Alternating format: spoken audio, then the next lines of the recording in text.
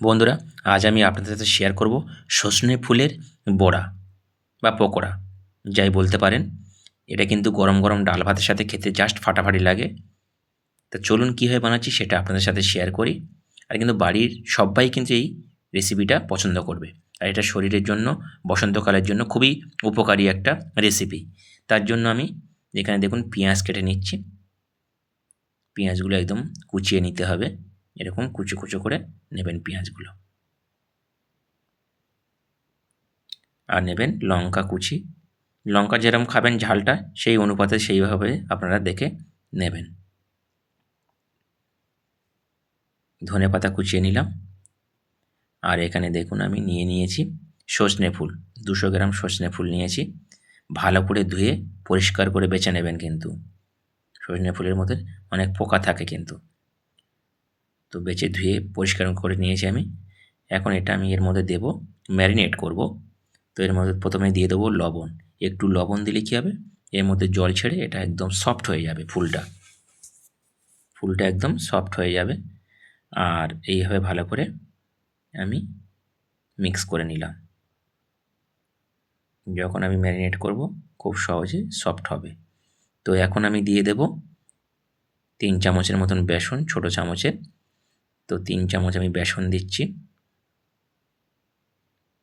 আর দিয়ে দেবো এখানে চালের গুঁড়ি।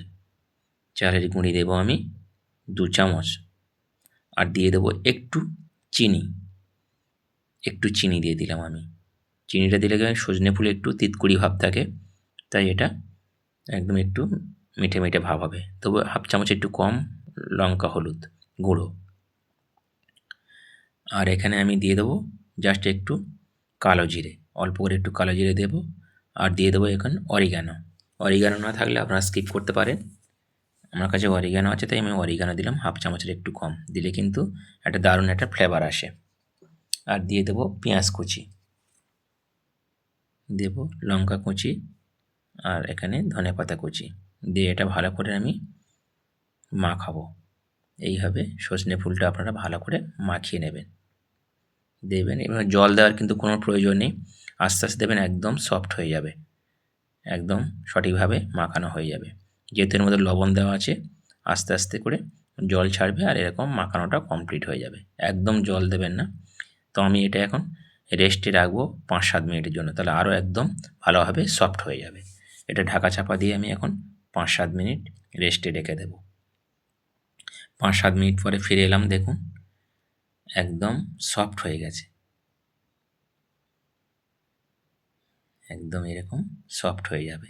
এখন এটা কিন্তু আপনারা গোল গোল করে বা হাতে চেপে যেরকম পেঁয়াজি বানায় ওইভাবে তেলে ভাজতে পারবেন। তো আমি এখন এটা জাস্ট পেঁয়াজির মতন করে পকোড়া ভেজে নেব একদম। বড়া বা পকোড়া যা বলতে পারেন। তো চলুন ভেজে নেব। তার জন্য আমি এখানে একটা কড়াই বসিয়ে দিলাম। কড়াইয়ের মধ্যে দিয়ে দেব সাদা তেল। সাদা তেলটা গরম হলে আমি হাতের সাহায্যে ফুলগুলো এরকম চেপে চেপে বড়ার আকারে ভেজে নেব, বা পেঁয়াজির আকারে। গোল করলে বড়া আর চেপে দিলে পেঁয়াজি। তো এইভাবে আমি কিন্তু ভেজে নিচ্ছি।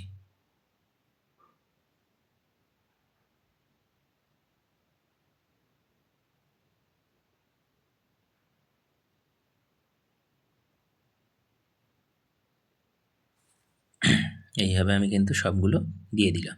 দিয়ে এখন আমি আঁচটা কিন্তু লো টু মিডিয়ামে রাখবো, নাহলে কিন্তু উপরটা পুড়ে যাবে আর নিচটা একদম কাঁচা থেকে যাবে। এখন লো টু মিডিয়াম করে দিলাম একদম।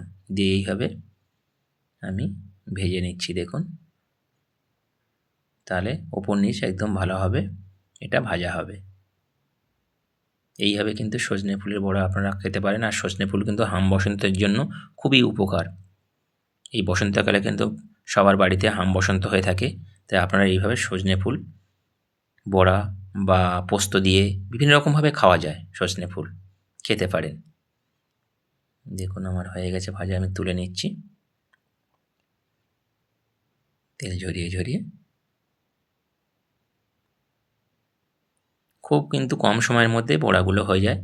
আর ভাত পাতে কিন্তু ডাল ভাতের সাথে আমার খুব ফেভারিট একটা রেসিপি। আমার ডাল ভাতের সাথে খুব ভালো লাগে। আবারও আমি একবার আপনাদের দেখাচ্ছি, এইভাবে দিয়ে দেখুন দিয়ে দিলাম, দিয়ে আবারও উল্টে পাল্টে এইভাবে আমি ভেজে নিচ্ছি।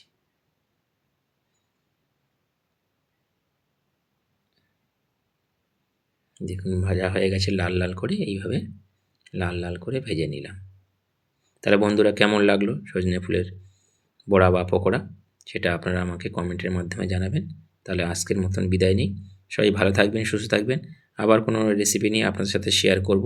আর একটু সমস্যার জন্য আমি রোজ ভিডিও পোস্ট করতে পারছি না, আর ভিডিও দেখার সময় ঠিক মতন হচ্ছে না, পরে দেখে দেব।